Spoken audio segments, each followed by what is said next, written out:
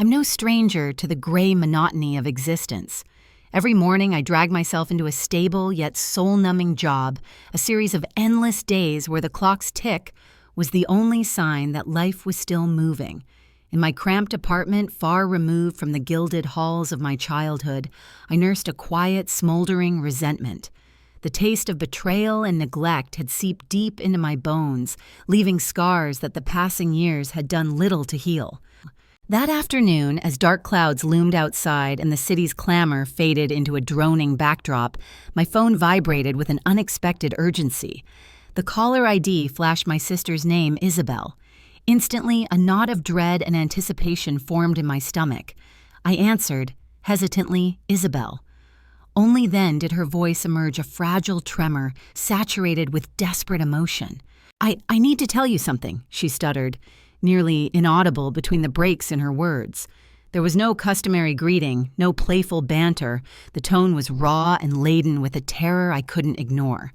As she continued, her voice caught in a tidal wave of sorrow and disbelief. She murmured about a secret so horrifying it shattered the carefully constructed illusion of our family. I listened, each utterance dredging up memories of a childhood where I was forced to stand in the permanent shadow of a sister who, with her dazzling charm, was expected to be the golden child. Isabelle's revelation was a siren call to the darkest corners of my past, a past where loneliness and envy were uninvited guests at every family dinner. Despite the years of suppressing my anger, her words lit a flame I thought had long been extinguished. In that moment, I recognized that the sister I once envied for her unblemished beauty and effortless grace was in truth as much a victim as I was. Beneath her sweet, fragile exterior lay a spirit broken by the very hands meant to nurture it. Before I could deliberate further, a decision was made on my behalf. Even after all these years of deliberately evading the poisonous ties of our upbringing, I felt an inexorable pull both to confront and to dismantle the empire of lies our parents had built. I told Isabelle, my voice firm yet tremulous, I have to come home. I was both repulsed and compelled by the thought of returning to that luxurious villa, a palatial monument of perfection that by all outward appearances had sheltered our darkest betrayals. The drive back was a journey through memories and forebodings. I navigated winding roads beneath a stormy sky, each raindrop a reminder of the long, dried tears I'd once shed in isolation. When I finally pulled up in front of the villa, I couldn't help but notice the cruel irony. The mansion, with its immaculate lawns, meticulously trimmed hedges, and a façade of effortless grandeur, stood as a monument to all the secrets and manipulations that had defined our lives. It was elegant, yes, but beneath its polished veneer, I sensed a decay so profound it made my skin crawl. Inside the atmosphere was precisely as I remembered a well-rehearsed performance of sophistication and charm. My father, Richard, greeted me with an unnervingly composed smile. Never one to betray emotion, his eyes were cold and calculating, shielded behind layers of cultivated civility. "It's been too long," he said, his tone measured as if we were merely reuniting with an old acquaintance rather than stepping back into a crucible of old sins. My mother, Eleanor, was every bit as flawless as the rumors suggested, her presence a flawless blend of elegance and steely resolve. Her smile, though warm in appearance, could curdle into something far less forgiving in a heartbeat. The pretense of familial civility was maintained over a dinner filled with banal conversation and forced laughter. Every bite of the sumptuous meal reminded me of the irony here. I sat surrounded by opulence that was sustained by my own lifelong disillusionment. The conversation, though polite, floated on the surface, never daring to breach the turbulent depths of our past. I stole glances at Isabelle. Her eyes were distant, as if she were watching a performance of which she could no longer be a part. The weight of our history was palpable between us, a silent accusation that neither of us could ignore. After dinner, when the house had quieted and the last of the ambient light had faded into a melancholy dusk, Isabelle led me to an isolated corridor just off the main hall. The corridor, draped in heavy shadows and dimly lit by the dying rays of the sun that crept in through the high windows, seemed to mirror the darkness gathering in our hearts. There, away from prying eyes and the suffocating presence of our manufactured perfection, she finally confessed everything. "I've been digging into their accounts, their deals, everything," she whispered, clutching a worn notebook to her chest. Her eyes, usually so bright and naive, shimmered with unshed tears and unspoken pain. "I found evidence, something that shows just how deep their corruption goes. Tax evasion, fraud, stock market manipulation, it's all there, hidden behind the gilded curtain."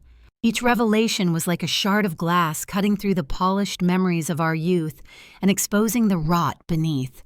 For a long, agonizing moment, I hesitated. My mind raced with questions.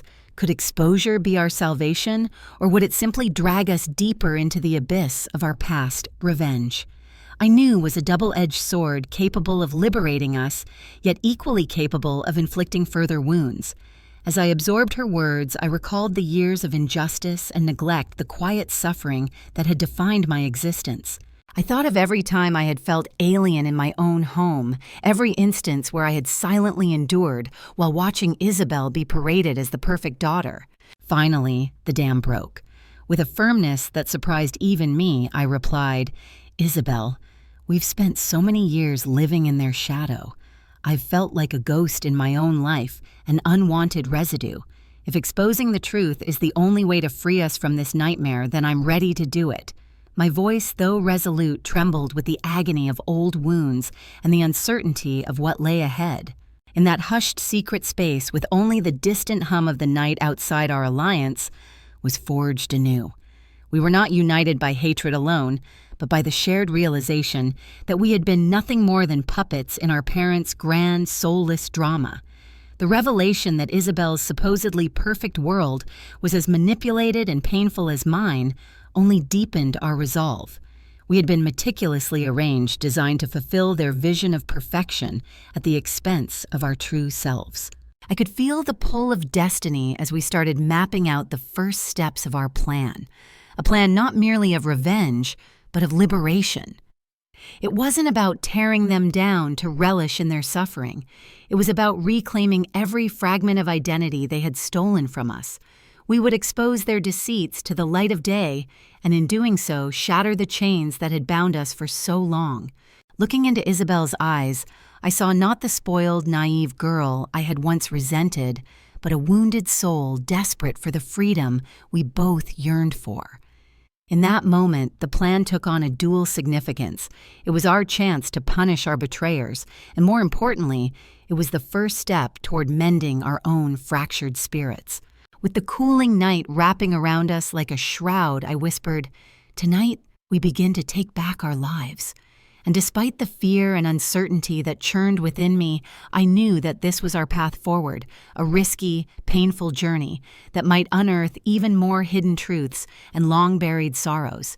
But as I stood there beside Isabelle in the silent witness of that deserted corridor, I felt for the first time in years a spark of hope flicker amid the darkness. I left that night with a heavy heart filled with equally heavy resolve, aware that the road ahead was fraught with danger and pain. Yet as I merged my past with the present in that quiet secret space, the prospect of liberation, a life freed from the perfect murderous lie of our family, seemed both terrifying and wondrous. And as the villa's lights dimmed behind me, I could only wonder what truth and what unforeseen redemption awaited just around the corner. After that fateful night, Isabelle and I set our plan in motion. The secret we shared in that shadowed corridor had become the spark that would ignite a wildfire of retribution and ultimately liberation. I spent sleepless nights combing through old documents and digital files, hidden bank statements, encrypted emails, and receipts that confirmed our parents' financial misdeeds. Every discovery fueled the fire inside me, each piece of damning evidence, a step closer to dismantling the flawless facade of our past. Isabelle proved to be more resourceful than I had ever imagined. Over tearful conversations in hushed voices, over cracked phone lines, and in secret rendezvous at deserted cafes, she revealed details I had never known. They've been laundering money for years, manipulating stocks, hiding debts behind charity fronts, she confided one rainy afternoon. As her words spilled out, I realized the depth of our collective exploitation. The The perfect children they had paraded for the world were little more than marionettes, dancing to a dark tune composed by our own parents. With every new file we uncovered, the guilt and sorrow Isabelle had carried since childhood became more palpable. I recalled how I had always felt like a ghost in my own home, watching her bask in unwanted affection. Yet now, in the presence of irrefutable evidence, it was clear that her innocence was nothing more than a carefully crafted illusion. Even as I stewed in anger and betrayal, a new feeling emerged, a profound sadness for the sister I had once envied, realizing she too was a victim in a cruel game. We meticulously gathered our evidence and shared initial copies with trusted contacts in the media and law enforcement. Late one night, as I sat hunched over my laptop in the dim light of my modest apartment, far from that decadent villa, the files began transmitting automatically to waiting inboxes across the country. Each click echoed like a heartbeat in the silence, marking the irreversible step we had taken toward exposing our family's hidden crimes. The tension grew palpable.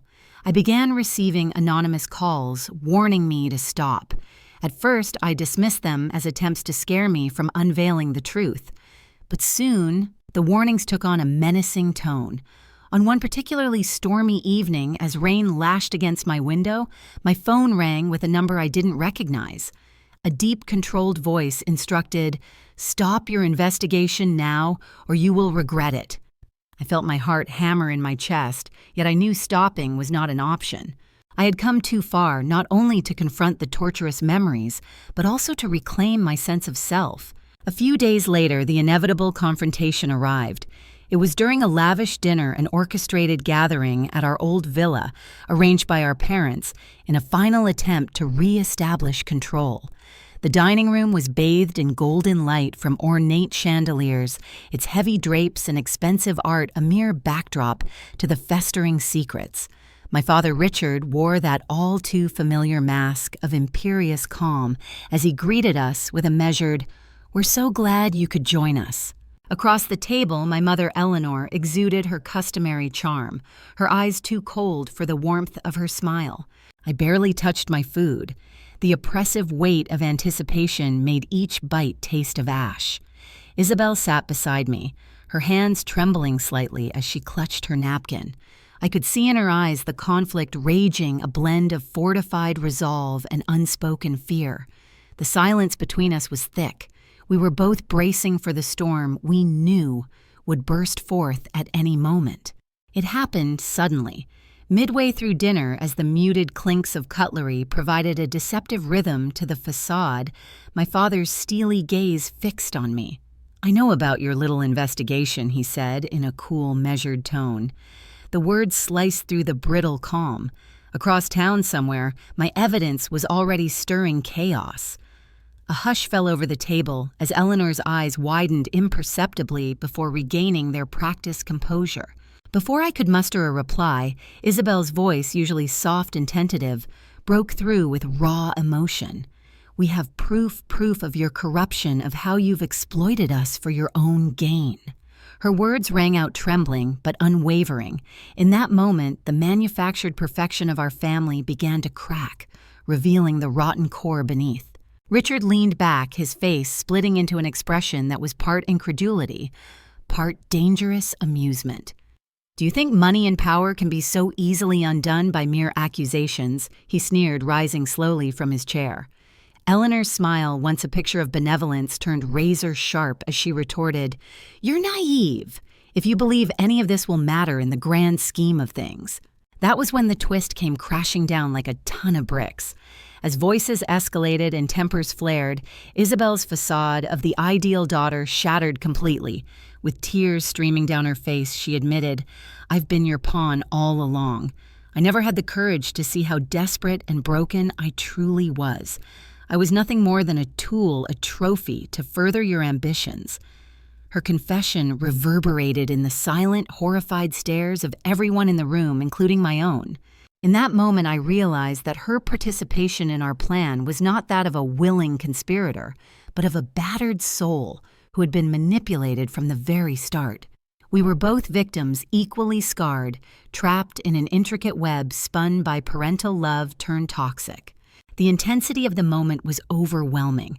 The clamor of emotion filled the room as Richard's eyes narrowed violently. "How dare you speak to me like that?" he thundered. Eleanor's elegant composure dissolved into something unrecognizable, a frantic attempt to reassert control as the walls crumbled around her. I could see the truth materializing. Our revenge was not simply an act of punishment, but a desperate bid for freedom from an inherited tyranny. In that heated confrontation, I spoke with a voice that trembled between fury and grief. "Do you see now, all these years you played us like marionettes, trading our pain for your perfect image. We're not your possessions, we're human beings who deserve to live without the chains of deceit." My words seemed to hang in the charged air, a declaration that resonance beyond the personal was now blazing into the public sphere. The climax of our rebellion came swiftly. Within days of that explosive dinner, the media erupted with headlines exposing our parents' criminal misdeeds. Law enforcement raided our family's offices and financial accounts, and soon, Richard and Eleanor found themselves under arrest. I watched from afar as they were led away in handcuffs, the final act of a long, tragic play, now culminating in their downfall. In the aftermath, I felt a bittersweet release, a liberation achieved not by the complete annihilation of our past, but by the reclaiming of our stolen identities. Sitting in a modest hotel room far from the remnants of the villa, Isabelle and I shared a quiet moment of reflection. "This isn't about revenge anymore," I murmured as we stared out at the twinkling city lights. "It's about freeing ourselves from the lies we've been forced to live."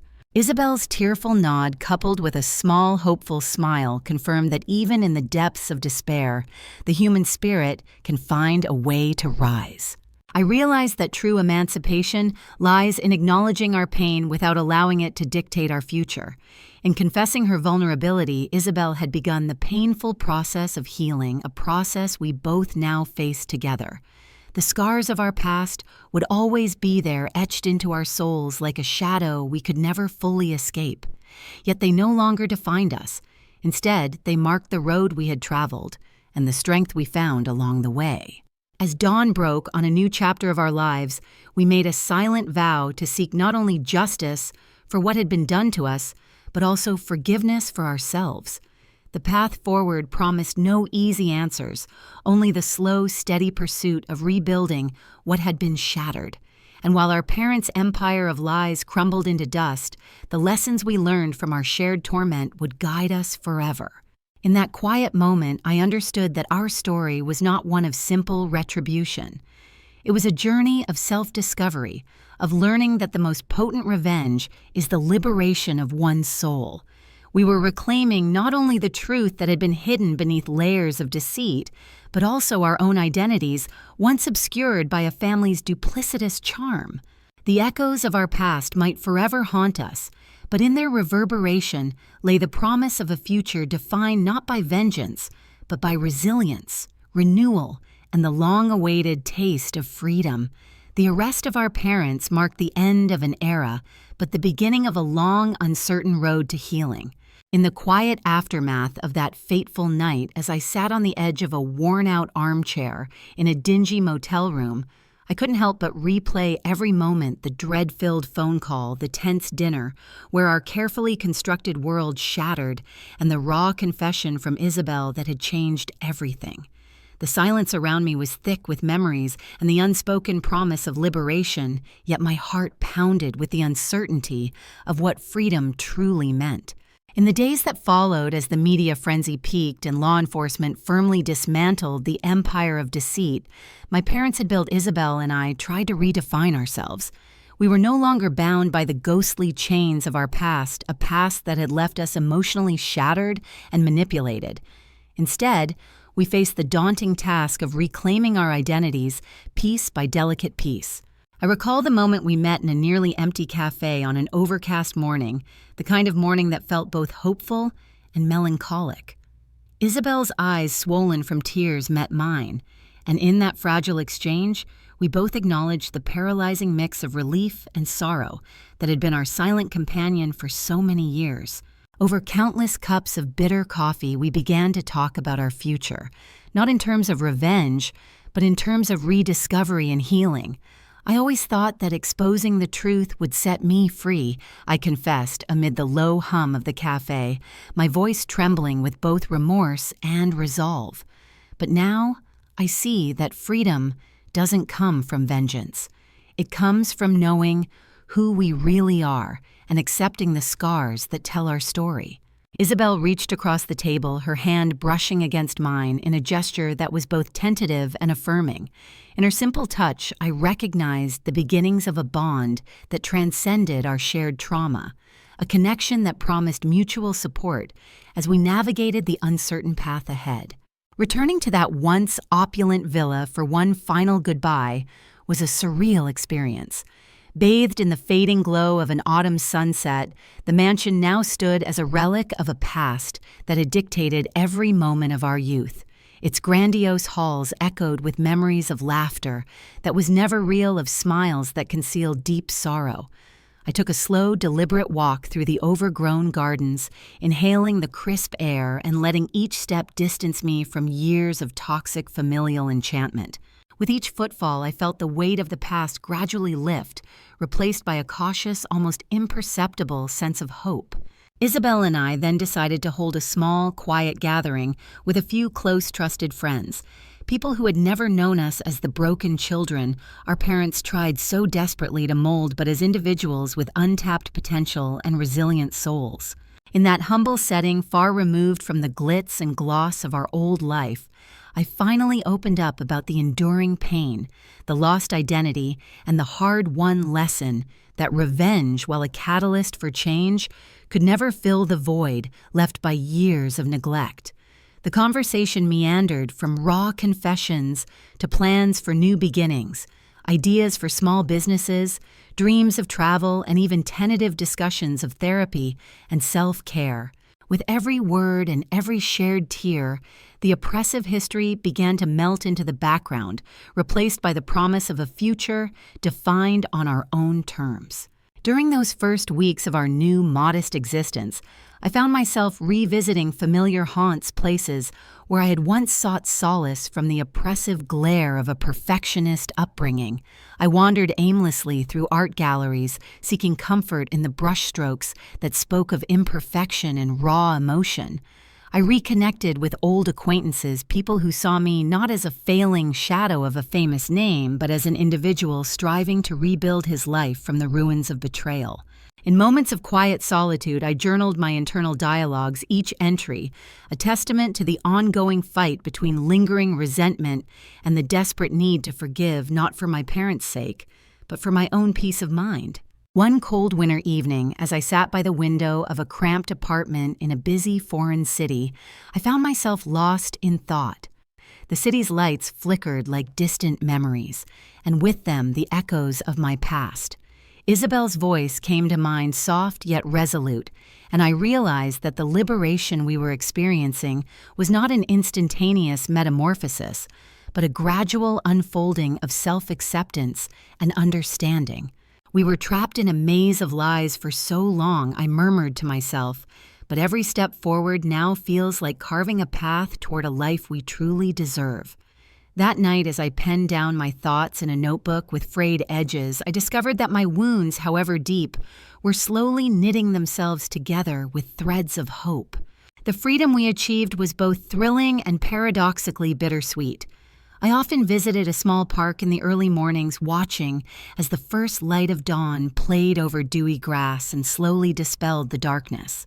In those moments, I allowed myself to really feel the spectrum of emotions that had been locked away by years of resentment. I learned to smile at the mundane beauty of everyday moments, the laughter of strangers, the rustling of leaves in the wind, the occasional chirp of birds announcing a new day. Each small joy was a rebellion against the darkness that had once defined our lives. Isabelle, too, was slowly emerging from the shadows of her past. The transformation wasn't sudden. It was a delicate process marked by setbacks and triumphs alike. I remember one particularly poignant afternoon when she sat on a park bench, her gaze fixed on a fountain as she whispered, I never realized how much of me was stolen. Her voice was a mixture of regret and relief, as if admitting the truth freed her even more profoundly than exacting punishment ever could. I placed a reassuring hand on her shoulder, and in that silent communion, we both knew that our journey toward healing was as much about forgiving ourselves as it was about understanding the grim legacy of our upbringing. As the months drifted by, the scars of our past, though still visible, began to recede into the backdrop of who we were becoming. The story of our parents' downfall had been splashed across newspapers and broadcast on television, but for us, it was not the end of our narrative. It was merely the closing of one chapter and the tentative beginning of another. In the quiet moments of reflection, I learned that true liberation lies not in the destruction of the past, but in the acceptance and reinterpretation of our experiences. Every painful memory had carved within us not just a mark of suffering, but also a blueprint for resilience. There were still days when the guilt and sorrow bubbled up unexpectedly, a familiar ghost in a crowded room, or the sudden pang of longing for the simple innocence we never truly had. But those moments, too, became lessons. I began speaking more openly about mental health, even reaching out to join support groups where strangers shared similar tales of reclaiming lives marred by familial dysfunction. In those shared stories, I found not just validation, but also the strength to let go of the bitter remnants of revenge. I realized that the most potent rebellion against our past was to live a life rich in authenticity, a life where each decision was made from a place of understanding rather than retribution. Today, as I walk along an unfamiliar street in a city that no longer feels like a prison, I feel the stirring of possibilities. I have come to embrace the idea that our scars are not symbols of defeat, but emblems of survival. Isabelle and I continue our journey, our shared history binding us together in the best possible way, a reminder that even in the deepest darkness, a spark of light can ignite a future we never imagined possible. Standing at the precipice of this new life, I whisper to myself, freedom isn't about erasing the past, it's about learning from it, growing beyond it, and forging paths that honor the truth that once set us free. And as I step forward into a day filled with uncertain promise, I know that while the echoes of revenge still echo faintly in the corridors of my mind, they no longer hold me captive. Instead, they serve as poignant reminders of how far I've come and how far I am willing to go in the pursuit of a life defined not by bitterness, but by liberation, hope, and the unyielding strength of the human spirit.